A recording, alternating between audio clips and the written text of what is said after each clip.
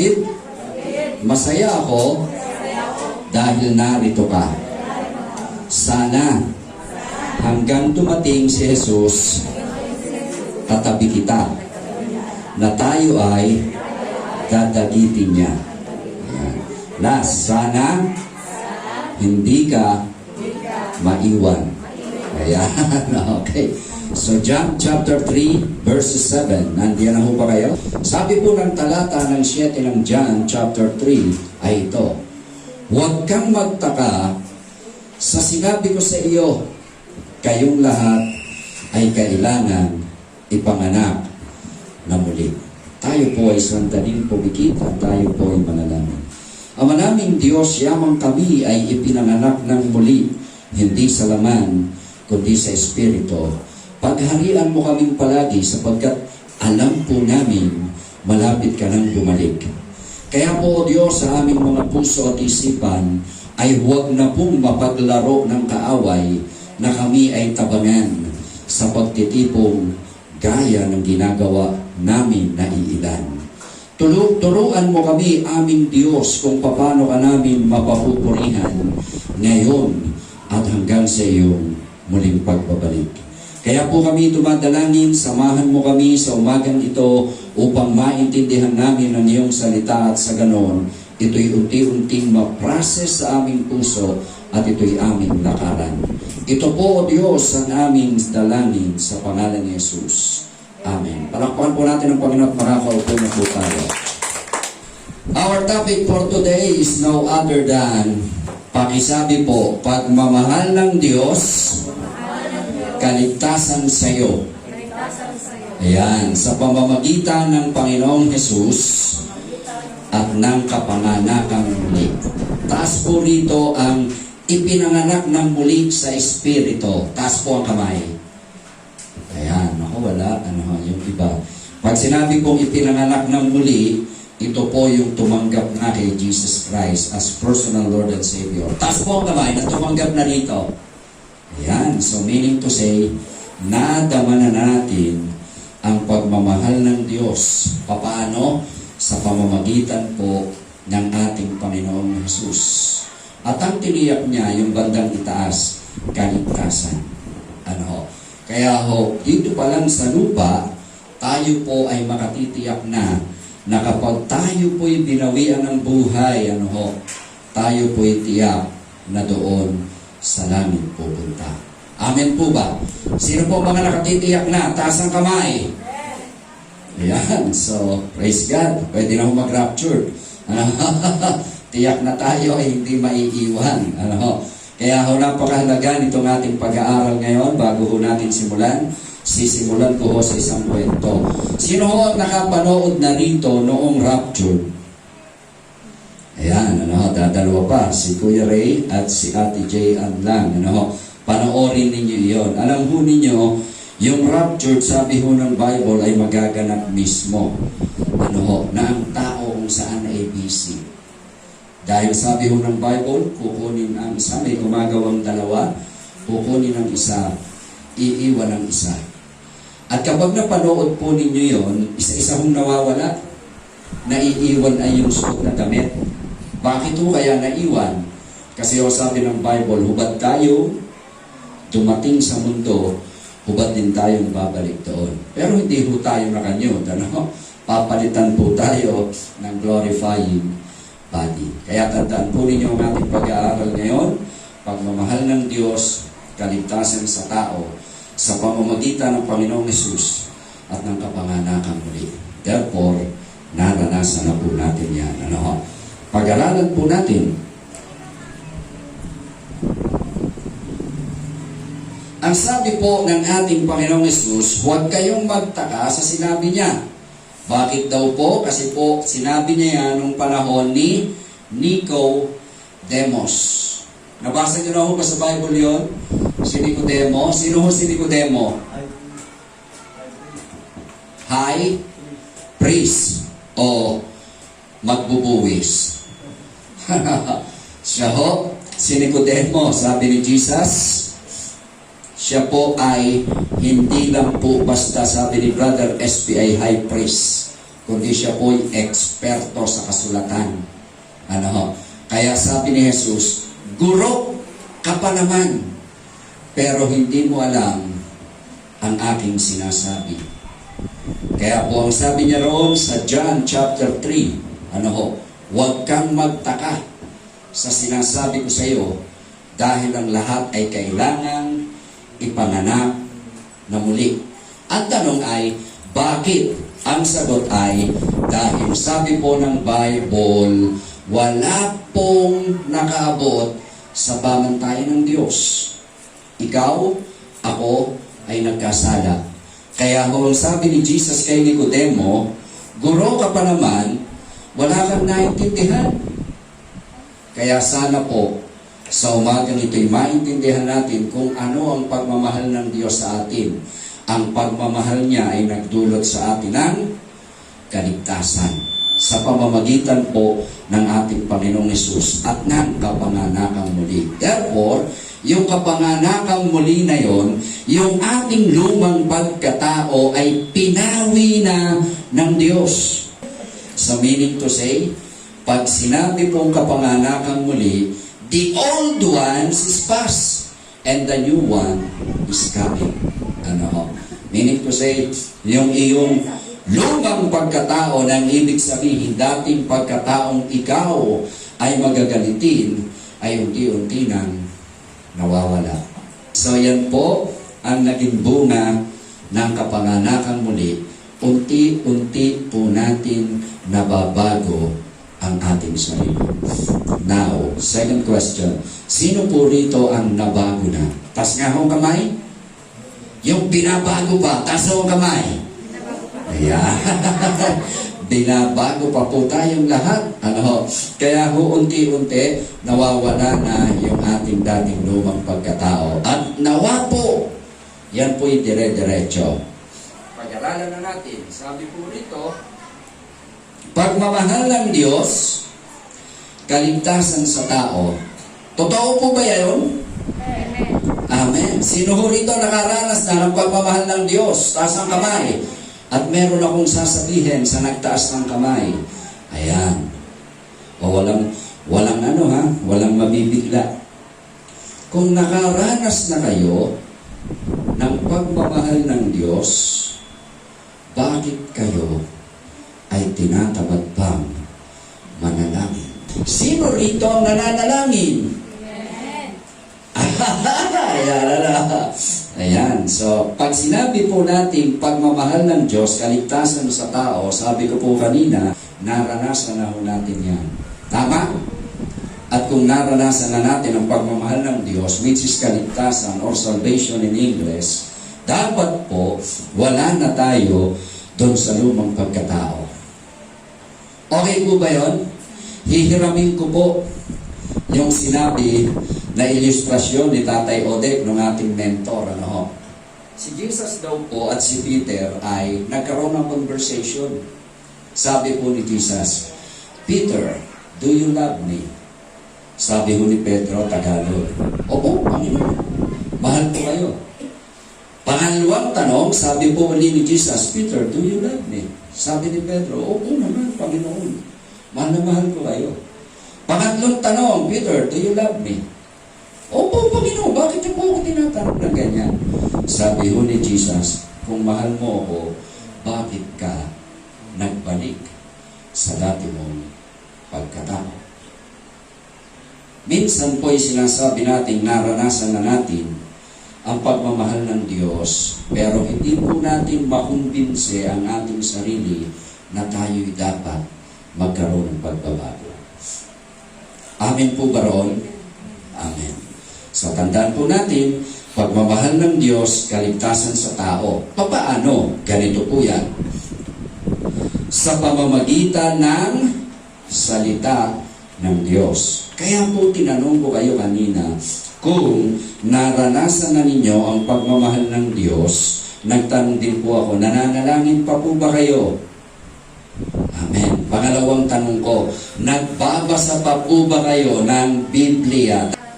Ang pagmamahal ng Diyos, kaligtasan sa tao, ay sa pamamagitan ng salita ng Diyos. Paano? Sabi ng John 1:13, sila nga ay naging mga anak ng Diyos, hindi dahil sa isinilang sila ayon sa kalikasan o sa kagustuhan o sa kagagawan ng tao, kundi ang pagiging anak nila ay dahil sa kalooban ng Diyos. Meaning to say, wala po ang sinasabi ng talata, wala kang may pagmamalaki sa Diyos sapagkat ikaw ay naligtas at nakaranas ng pagmamahal ng Diyos, hindi dahil sa kalikasan, hindi dahil gusto mo, hindi rin dahil sa kagagawa ng tatay at nanay mo, kundi dahil sa kalooban ng Diyos. Amen? Kaya ho narito kayo ngayon, hindi dahil araw lang ng linggo, nawa po ay ganun nga, hindi ako mali, Narito kayo ngayon dahil naranasan ninyo ang pagmamahal ng Diyos. Tama po ba ako? Yan daw po ang pagmamahal ng Diyos sa pamamagitan ng kanyang salita. Kaya ho napakahalaga, pangalawang ibig sabihin ng talatang ito, tayo ho'y nagbabasa ng salita ng Diyos. By the way, baka ho kayo nagtatanong, mali pa rin ang tanong ko. Ito siguro yung correct na tanong. Sino ho rito ang may Bible sa bahay? Ayan. Si Mia rin, meron. O wala? Meron na. Si Claire, meron na. Si Mary, ano masasabi ko? Si Marlene, may Bible ka na? Meron na. Very good. At nawa po, yan ay hindi ginagabok lamang. At yan nababasa natin. Alam po ninyo, sabi ng mga psychologists sa survey, mas marami pong panahon ng tao hindi sa Diyos, sa mga bagay na ating pinagkakaabalahan. At ang Bible ay kadalasang alam nating salita lang ng Diyos. At doon natatapos. Alam lang natin na salita ng Diyos pero hindi natin binabasa. Kaya ho, pansinin ninyo, ang sabi ng Diyos palagi, lamang ang tao. Paano lamang ang tao? Sabi ng Diyos, 6 na araw kayong gagawa. Kanino raw yung isang araw? Sa Diyos. Sa Panginoon ang isang araw. Paano yon? Ganito po yun. Kung meron tayong 7 araw sa isang linggo, dapat meron tayong oras sa pagbabasa ng salita ng Diyos. Bakit? Ulit, ang pagmamahal kasi ng Diyos na kaligtasan sa atin ay ating madarama sa pamamagitan ng salita ng Diyos. At yan din po ang nagtuturo sa atin. Kapag kayo po'y nasa New Testament na at kayo nasa Matthew chapter 5, ang sabi po ng Matthew chapter 5, the big attitude. Itinuturo po dito ng ating Panginoong Hesus paano tayo mamumuhay bilang may binago ng buhay kay Jesus. Para hindi po tayo affected ng sanlibutan. Bakit? Sabi po ni Jesus, hinango ko kayo sa kamatayan at inilipat sa buhay. Ang ibig sabihin po noon, inalis tayo ng Panginoon sa sanlibutang pamumuhay o makasanlibutang pamumuhay at inilipat tayo sa makadiyos na pamamaraan. Kaya kung may command sa atin ang 1 Corinthians 15 o 5:17, ano ang sabi? Do not be yoked together with the unbeliever. Sa Tagalog, huwag kayong makipatol sa di mga mananampalataya. Palagay ninyo bakit? Marami ho bang nakasaway dito? Ang dami ho, mga hari pa. Sino ho yung haring sobrang saway sa sinabi ng Diyos? King Solomon. Ano ho? Ilan ho ang asawa ni Solomon? Nabasa niyo na ho ba ang asawa ni Solomon? Sino ho nakabasa? 1,000. 1,000 asawa. Ano ho? 700 na mga maharlika at anak mismo ng mga hari. 300 na concubines, o mga alipin. Iniisip ko minsan at binubulay-bulay ko, paano kaya sinusuportahan ni Solomon ito? Kahit siya ganun mayaman. At ano ho nangyari kay Solomon? Ito ho yung maganda rito. Si Solomon ho ay nalayo sa ating Diyos. Kalahati ho ng mga Bible scholar nagsasabing si Solomon ay hindi ligtas. Dahil namatay daw po si Solomon, sabi ng mga Bible scholar, hindi nakapag-repent sa kasalanan ginawa. Sabi naman po, nung kalahati ng Bible school scholar, sabi nila ligtas si Solomon. Bakit? Dahil si Solomon po, tandaan po ninyo itong sasabihin ni Pastor, ay itinulad sa talino ng coming king. Yun hong talino ni Solomon ay symbolizing ng talino ni Jesus na wala pong katulad. Kaya daw po ligtas. Kaya until now, debate po ito hanggang ngayon kung ligtas o hindi si Solomon. Ang tanong ay bakit hindi ligtas? Dahil nagsimula sa Espiritu, nakaranas ng pagmamahal ng Diyos at nagtapos na naman. Maraming ganyang Christian. Nagtapos or nagsimula sa pagtanggap sa Panginoon, uminit, naglingkod, pagtanda at nakapag-asawa, nawawala sa Panginoon. Pakitapik po ang inyong katabi. Pakisabi po, kapatid, sana pag nag-asawa ka na, hindi ka mawala sa Panginoon. Marami pong ganyang Kristiyano. Tandaan po ninyo ang pagmamahal ng Diyos, sabi nyo kanina, yung naranasan ninyo, paano? Sa pamamagitan ng salita ng Diyos. Pangalawa, sabi po ng Bible sa awit 78:6. Sa lahat ng lahi nila, ito'y dapat na iaral. Alin po ang dapat iaral sa inyong lahi? Ang salita ng Diyos. At ang hanggang susunod pa ay marapat na turuan. Therefore, ang sinasabi ko ng talata, kung naranasan na ninyo ang pagmamahal ng Diyos, at ito'y naging kaligtasan sa inyo, abay kailangan po kayo mismo sa inyong mga lahi ang mga ngaral or mag-share ng salita ng Diyos. Para ng ganon, yung susunod pang lahi ay maturuan. Dahil naranasan na ninyo ang kaligtasan, alam ninyo na kapag hindi sila nabahagi na ng salita ng Diyos, sila ay bubulusok saan? Sa impyerno. At itiyakin ko po sa inyong hindi nyo gusto ito. Kaya wag na ho tayong magpatumpik-tumpik pa.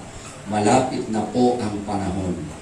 Wag na ho nating aksayahin. Pangalawa, sabi hong ganon, pagmamahal ng Diyos, kaligtasan sa tao sa pamamagitan ng ito, upang pagharian ng Diyos ang tao. Kung naranasan na po ninyo ang pagharian ng Diyos, naranasan na ho ba ninyo na kayo'y pagharian ng Diyos? Sino ho rito nakaranas na? Yung kapag kayo'y may sasalitain pangit, ay may nagkukunbik sa inyo na masama yan. Okay ho ba yun? Tayo ay kinukunbik ng banal na Espiritu. Kaya ang sabi ng talata ng John 3:3, sumagot si Jesus, pakatandaan mo, malibang ipanganak na muli ang isang tao, hindi niya makikita ang paghahari ng Diyos. Therefore, kung hindi po natin ibabahagi ang salita ng Diyos, hindi sila mababago. At tandaan ninyo, sabing ganon, sumagot si Jesus, pakatandaan mo, malibang ipanganak na muli ang isang tao, hindi niya makikita ang paghahari ng Diyos. Therefore, kung hindi natin maibabahagi ito, nakakaawa sila.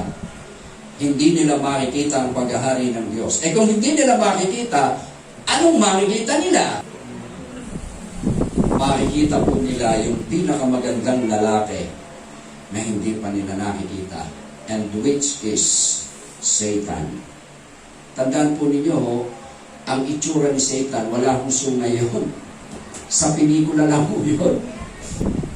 Si Satan po, ang kanya pong pangalan ay napakaganda at ang kanyang trabaho nung hindi pa nagre-rebelde sa Diyos. Ano ho si Satan? Ano na? Sternoini? Ano na? Itsura ni Satan? Sino siya? Siya ho ay tagapagdala ng liwanag. Kaya ho naging boastful At ang tinutulugan ho ni Satanas ay doon sa first heaven na malapit mismo sa seventh heaven na tinitirahan ng Diyos.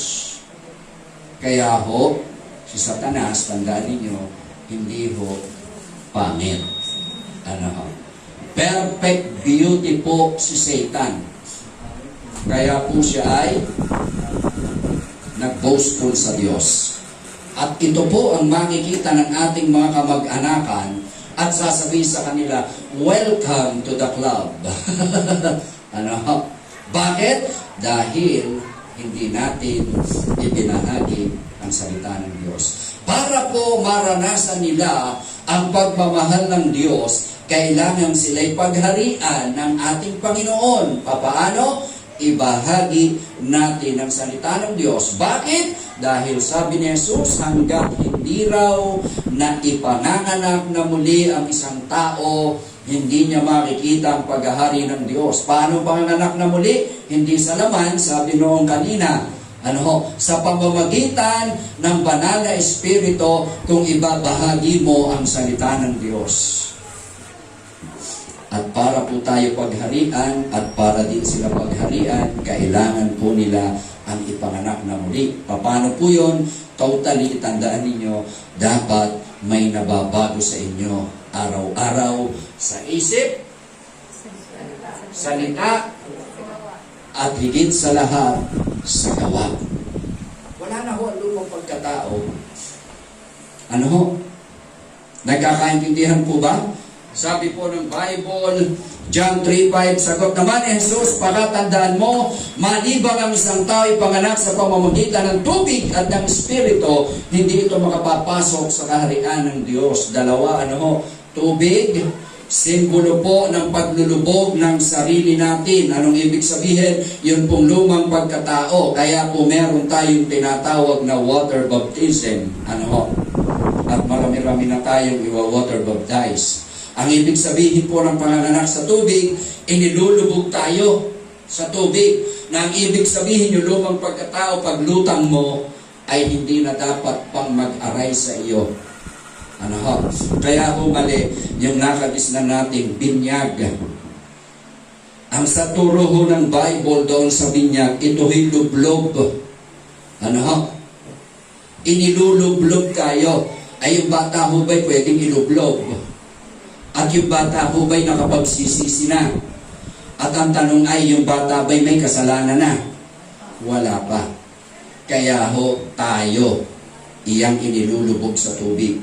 Ng 10 minuto. Abay, para ka ng manok noon. Pipilig-pilig ka. Saglit lang mo yun, seconds lang. 3 seconds lang. Sa pangalan ni Jesus. At ano naman ho, yung sa pamamagitan ng Espiritu, yan po yung pagtanggap kay Jesus. Dahil hanggang di nyo po tinatanggap si Jesus, basta't kilala nyo lang siya, wala pong bisa yun. Bakit? Sabi ng Bible, wala kayong pinagkaiba sa timana ng palataya. Kapag si Jesus ay basta kilala nyo lang na Panginoon, ang dapat po ipanganak tayo sa pamamagitan ng tubig at Espiritu. Yung pong matanggap natin ang bautismo ng banal na Espiritu. Paano po yun? Mayroon ng conviction tayo. Kapag kayo'y may conviction na, ibig sabihin natanggap na ninyo ang banal na Espiritu. Nagkakaunawaan po ba? Hindi po ito pagtanggap lang nung nagtatran-tran tayo. Hindi po iyon lang. Basta kayo po'y nakukonvict na sa kasalanan inyong iisipin, ang tawag dyan ay conviction of or baptism of the Holy Spirit. Kaya po, minsan, kapag tayo nag-aawitan, nakikita ninyong nakataas ang kamay ng iba. Bakit? Which is baptism of the Holy Spirit. Nasa kanilang banal na Espiritu at sila'y nagagalak na pinupuri ang Diyos. Yun po ang ibig sabihin. At minsan may nadidinig tayong, Hallelujah, Hallelujah. This is the baptism of the Holy Spirit. Nagkakaunawaan po ba tayo? Kaya ho, yan ang sinabi ng Biblia para maranasan natin ang pagmamahal ng Diyos. Ano ba? Sabi ng John 3:7, huwag kang magtaka, sabi ng teksto natin, sa sinabi ko sa iyo, kayong lahat ay kailangan ipanganak na muli. Ano ang sinasabi ng talata? Walang exempted. Tingnan po ninyo yung ating dating ginagawian. Pasok tayo sa ating simbahan. Paglabas, ano po itsura natin? May nabago? Wala. Yung tanong, pagpapasok ko ba kayo rito? Nasa puso. Sino ho nagsasabing yes, pastor? Yan. Ano ho? Dahil yan po ang sinasabi ni Jesus para madama natin ang pagmamahal ng Diyos. Ano pa? Ikatlo, sabi ho ganon, upang palayain ang tao. Ang pagmamahal daw po ng Diyos, kaligtasan sa tao. Kaya sabi ho ng Bible, para maranasan ang kalayaan ng tao sa kasalanan, sabi ho ng Bible sa John 8:36 ay ito, kayo'y tunay na lalaya kapag pinalaya kayo ng anak. So therefore, hindi ho totoo na kilala lang natin dapat si Jesus. Hindi po totoo yun. Dahil si Jesus ay sinasabi ho niya sa Bible, kilala ako ng aking mga tupa at kilala ko sila. Alam ng aking mga tupa ang aking tinig. Ang nagpalaya po sa akin ay ang salita ng Diyos until now. Habang binabasa ko ang tinig na lagi kong naririnig, anak, kapag po ako'y nagalit at nagbasa ako ng Bible, naku, ang lakas ng conviction. Hindi na dapat. Ano ho? Bakit? Tayo po'y binago na ng ating Diyos. Kaya tandaan po ninyo, para maranasan ng inyong mga kapitbahay, kaibigan, kasama sa trabaho, na sila'y makalaya at maranasan ang pagmamahal ng Diyos, kailangan po natin ibahagi si Kristo. Baka po kay salita ng salita dito, ay 3 taon na, ano ho, ay wala pa kayong nababahagi ng salita ng Diyos. Gusto ho ba ninyo na kayo ay nandun sa langit at makikita ho ninyo sila na nagdurusa sa apoy ng impyerno? Gusto ho ba ninyo yun? Kaya ho panahon na, ano ho? Sabi ho ni Mark 16, sabi ng 15, at sinabi ni Jesus sa kanila, habang kayo humahayo sa buong mundo, ay ipangaral ninyo sa lahat ng tao magandang balita. Bakit? Sabi ng 16, ang sino mang sumampalataya at mabautismohan ay maliligtas. E paano itong bandang huli? Ngunit ang ayaw sumampalataya ay parurusahan. Hindi na natin problema yon. Ang problema natin yung simula. Ano yon? Ipangaral ang salita ng Diyos. Na ang tawag ay magandang balita. Sabi ng 16, ang sino mang sumampalataya at mabautismohan ay maliligtas. Pag ipinangaral natin yan sa kasama natin sa trabaho, kapitbahay, at hindi nila tinanggap, hindi na ho natin problema yon. Problema nino yon? Problema na ng Diyos yon. Ano ho? Bakit? Tapos na yung trabaho natin. Ano yon? Ipangaral ang kanyang salita. Ang problema, kung hindi natin tinutupad ito, ano ho? Saka tayo magkakaproblema. Kaya ngayon pa lang po dapat natin isipin ang sinabi ho ng Bible, kapag hindi natin ginawa ito, may pananagutan tayo sa Diyos. Kapag yun pong ating mga asawa ay hindi po naligtas, yung ating mga kamag-anakan hindi naligtas, akala po ba ninyo wala itong pagsingil sa inyo? Sino ho rito nakabasa na nung book ni Naaman? Yung si Gehazi, ano ho, sa Tagalog, sa English, Gehazi. Ano ho? Si Gehazi ho, ano ang sabi, ano sumpa ni Elijah? Ano ho nangyari? Di ho ba si Gehazi o si Gezi ay nagsinungaling at ginamit pa si Elijah? Yung kanyang pastor, ano ho? Marami daw ganyang Christian. Ginagamit yung pastor, sabi ni pastor, bigyan mo ro kami ng ganito. Ano? Walang kaalaman yung pastor. Ano? Sabi ni Gezi, ganito. Naaman, sabi ni Elijah, may dumating siyang 2 bisita. Eh gusto niyang bigyan ng kasiyahan. Eh ano gagawin ko? Sabi ni Naaman, bigyan mo raw ng tigisang balot ng pilak at saka ng mamahaling damit. Ay di yung ginawa ni Naaman na tinagtad o tagtad ng ketong na pinagaling ni Elijah sa hiya, ibinigay. Pero ang tanong, hindi naman sinasabi ni Elijah, nag-invento si Gezi o si Gehazi. Ano ho?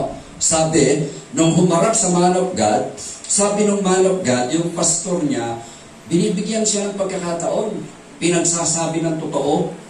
Sabi ho ni Elijah, Gehazi, saan ka galing? Kaya ho ganun ang tanong, saan ka galing? Iniintay ho ni Gehazi, magsabi ng totoo. Ano ho? Mga pastor ho, ganan.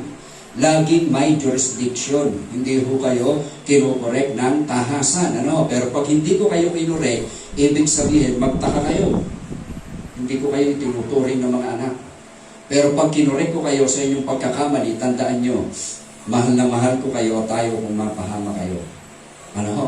Eh nagsinungaling ang Gehazi, tinatanong na, binibigyan na ng pagkakataon ni Elijah na aminin ang totoo. Ay nagsinungaling ba? Sabi ni Gehazi, hindi po ako umaalis, Panginoon. Narito lang po ako. Eh nabisto siya. Sabi ni Elijah, Gehazi, hindi mo ba alam nang bumaba si Naaman sa chariot kasama mong espiritu ko? Hindi. Hindi nakapagsinungaling. At ngayon, eto ho ang matindi. Binitawan ni Elijah. Ipinasasabi ng Diyos sa iyo, yung ketong ni Naaman ay lilipat sa iyo. Hindi pa ho yun ang matindi. Hindi lang sa iyo, maging sa lahat ng lahi mo. Patay. Kaya ho tandaan ninyo, hindi hot komot kayo'y na born again, ay wala na ho kayong pananagutan. At kapag hindi nyo ho ginawa yan, magkakaproblema tayo. Ano ho? Kanino? Sa harap ng Diyos. Kaya ho, kailangan na nating ibahagi ang salita ng Diyos para maranasan nilang pagmamahal ng Diyos. Ano ho? Sabi ho rito ng Roma number 2 natin, kapanganakang muli, anong ibig sabihin? Paglayo sa kasalanan. Yun daw pong kapanganakang muli, kapag binahagi sa pamamagitan ng pagbabahagi ng salita ng Diyos, ang ibig sabihin, yung mababahagi na natin, kagaya rin natin, na unti-unti nang lalayo sa kasalanan. Hanggat may kasalanan pang nagagawa itong inyong mga kapitbahay, isa lang po ang ibig sabihin, hindi pa ninyo na ibabahagi ang salita ng Diyos. Amen? Or sa inyong mga asawa. Ano? Paano yan? Letter A, para malaman ng tao na ang tumanggap sa Panginoong Jesus ay anak na ng Diyos. Galatians 4:6-7, sabi ng 6, at upang patunayan na kayo'y mga anak ng Diyos, isinugo niya ang espiritu ng kanyang anak. Saan? Sa inyong mga puso. Papaano? Yung conviction sinasabi ko. Kapag nakoconvict na po kayo, ibig sabihin, nakatitiyak po kayo ay ligtas na. Eh, pastor, paano po pag gumagawa ako ng kasalanan, hindi na ako nakoconvict? Aba, baka po akbay na kayo ni Satanas. At sinasabi ni Satanas sa inyo, na okay lang yan. Ano ho? Meron ho bang gano'n? Nagsisinungaling, eh, hindi na nakukonsensya? Meron ho ba? Nawa ko'y wala. Ano ho? Sabi ng verse 6, at upang patunayan na kayo'y mga anak ng Diyos, isinugo niya ang espiritu ng kanyang anak sa ating mga puso at nang sa gayon ay makatawag tayo sa Diyos ng Ama, Ama ko. Marami hong tumatawag ng Ama, Ama ko, sinagot ho ni Jesus. Anong sabi ni Jesus? Lumayo kayo sa harapan ko, kailanman hindi ko kayo nakikilala. Ako, sakit noon. Ano ho? Eh, paano yun? Kung tayo po'y tatawag sa Kanya, ang kailangan po ay natanggap na natin siya. At kapag natanggap na natin siya, sabi ng Bible sa Galatians 4:6-7, na patutunayan na tayo'y mga anak niya kapag ang banal na espiritu ay kinukumplik na kayo. Kapag may sasabihin kayong mali, sasalitain mali, lalo nang gagawing mali. At kapag wala ng conviction, magtaka kayo. Baka hindi na kayo pinalulugdan ng Diyos. Baka ho kayo napalayo na sa Kanya. Amen. Para kung ganito po yung sinasabi ko ngayon. Kapag hindi na po natin nararanasan ng conviction, nako, baka po tayo'y malayo na at hindi na naalala ng Diyos. Amen? Baka po iba na ang pinaggagawa natin. Ano ho? Pag tayo kumakanta na, puro worldly. kailangan ko'y ikaw, dito sa puso ko. Kaya ho itong mga anak ko, pag nariringgan ko ng worldly, nire-review ko na, okay ba yung kanta mo? Okay, pag love song, pero may love song na mayroong hidden meaning, Kaya ho, ingat, Verse 7, sabi hong ganoon, hindi na kayo alipin, kundi anak, at dahil kayo ay anak, kayo ay ginawa na rin ng Diyos bilang, pakibasa nga sabay-sabay, 1, 2, 3. Yan. Could you just imagine, ikaw at ako'y tagapagmana ng Diyos. Ng ano? Ng utang? May utang ba ang Diyos? Wala ako ng kanyang kaharian doon sa langit. At yan po ay hindi natin mararanasan dito. Yung kanyang kaharian. Ang mararanasan po natin dito ay yung blessing ng Lord. Na unti-unti niyang ipinadadamang doon niya tayo dadalhin sa kanyang kaharian. Amen? Dahil hindi na raw tayo alipin, kundi tayo'y mga anak na ng Diyos. Kaya hindi po lahat ng tayo'y anak ng Diyos. Sabi po ng John chapter 8 verse 44. So therefore, kapag ang tao'y sinungaling, anak ba ng Diyos yun? Kapag ang tao'y mamamatay tao, anak ba ng Diyos yun? Ang diablo na sa simula pa ay gumagawa ng ito. Meaning to say, hindi po lahat ng tao ay anak ng Diyos. Tandaan po ninyo yan. Maging tayo'y nakaranas yan. Dahil tayo'y naging anak din minsan ng diablo nung tayo'y hindi pa tumatanggap kay Jesus Christ. Tama po ba yun? Nagmumura din tayo, nagsisinungaling din tayo, naghahangad tayo, nakapahamakan ng ating kapwa. Kaya tayo naging anak niyan. At dyan po dapat lumaya ang tao. At yamang tayo ay pinalaya na dyan, hindi na po tayo binilang na alipin ng Diyos, kundi tagapagmana niya. Amen? Upang malaman ng tao na siya'y pinalaya na sa mga kasalanan. Tandaan po ninyo, sabihin po ninyo sa inyong katabi, kapatid, alam mo ba, pinalaya ka na ng Diyos sa kasalanan. Kaya hindi na po dapat sa isip man lang ay magkasala pa tayo. Galatians 5:1 sabi, malaya na tayo dahil pinalaya na tayo ni Kristo. Paano? Nang tanggapin natin siya. Kaya, sabi ni Kristo, magpakatatag kayo at huwag nang paalipin pang muli.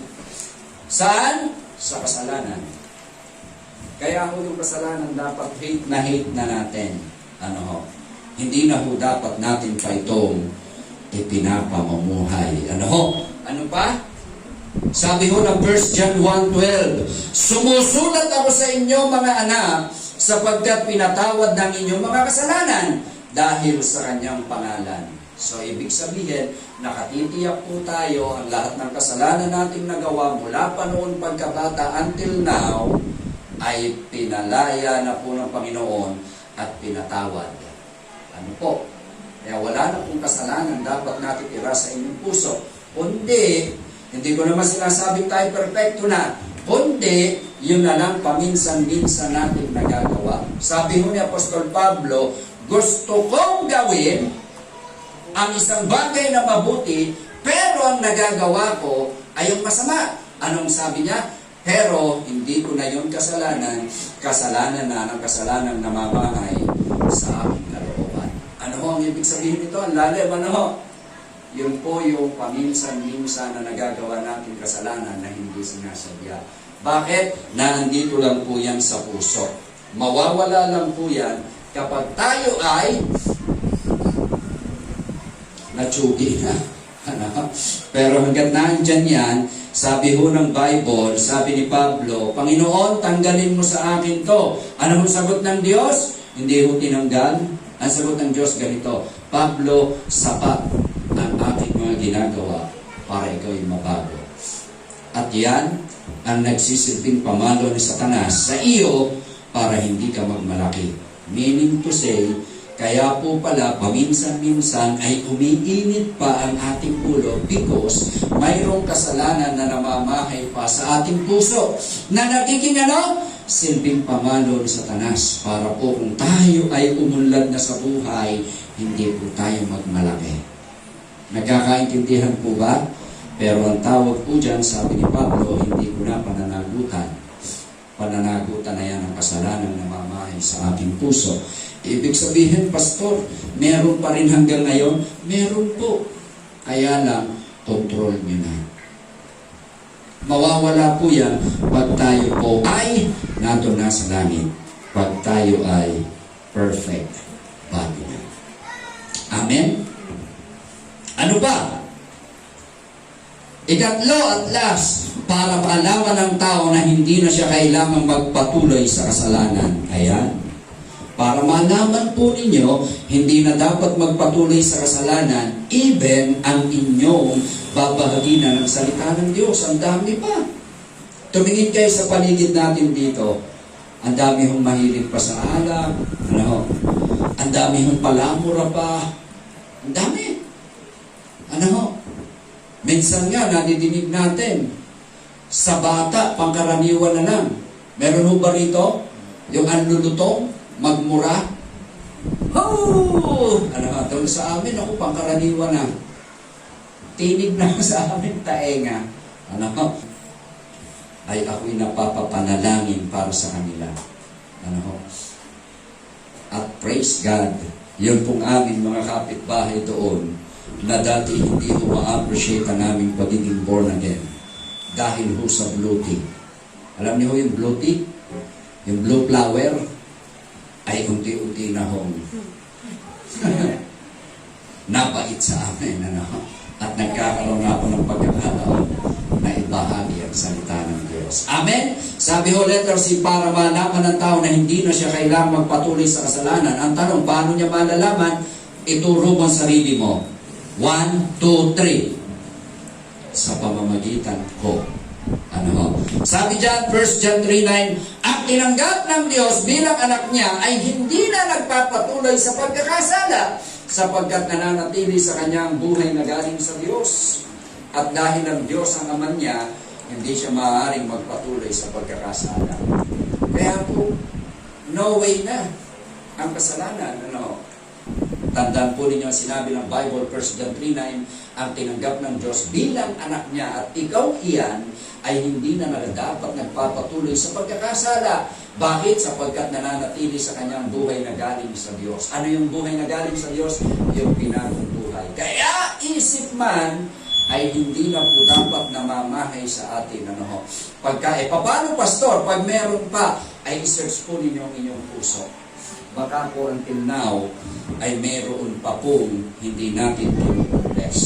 Yun po i-re-renounce natin. Ano ho? Sabi ho, malalaman natin kung paano nag-a-arise yun at paano puputulin. Kaya ho sabi, sapagkat dahil ang Diyos ang ama niya, hindi siya maaaring magpatuloy sa pagkakasala.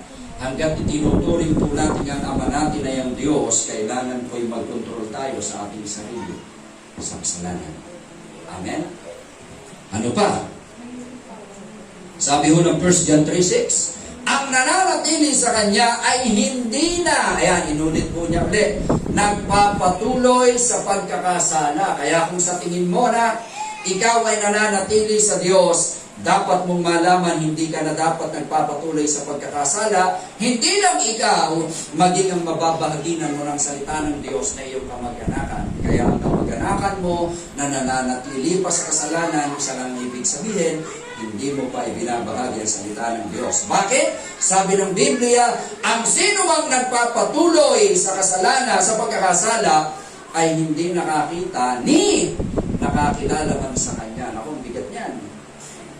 Kung hindi ho tayo nababago pa, sabi ho ng Bible, hindi natin pa nakikita ni nakikilala ang Diyos. Bakit? Kung kilala natin ang Diyos, dapat alam natin tayo'y nagbabago na. Amen po ba? Tayo'y binabago na ng Kanyang salita. Ano pa? Sabi ng 1 John 3:8, ang nagpapatuloy sa pagkakasala ay kampo ng malakas. Isa pa. Ayan po pala yun. Kahit na tinanggap mo na si Jesus na 10 beses, ano ho? Pero isang beses lang yan. Sabi mo gano'n, nagpapatuloy ka sa pagkakasala, ang tawag sa iyo ng Bible ay, kapunta ng Diablo. Ano? Sapagkat sa simula pa ay gumagawa na ng kasalanan ng dyablo, kaya't naparito ang anak ng Diyos upang wasakin ang mga gawa ng dyablo. Kaya huwasak na dapat yan sa buhay natin. Amen? Wala na humpuang yan. Ano ho? At ako po'y magsasalita sa inyo, napakahirap pong maisahan ng dyablo. Ang hirap pong magbalik loob. Kaya huwag na huwag ho ninyong tatangkain. Bakit? The more po na kayo ay napapanilang sa dyablo, ang ipapain niyan sa inyo ay yaman. Di ho ba ginawa niya yung kay Jesus? Nung fasting si Jesus ng 40 nights and 40 days, ano sabi ni Satanas? Sabi ni Satanas, "O Jesus, sambahin mo lang ako, lahat ng nakikita mo, bibigay ko sa iyo." Yan po ang dyablo. Yan ang panlansi niya sa atin, ang yaman ng sanlibutan. Kaya ho ang taong lasing sa yaman ng sanlibutan, sabi ng Biblia, ang hirap makapasok sa kaharian ng langit. Ano ho?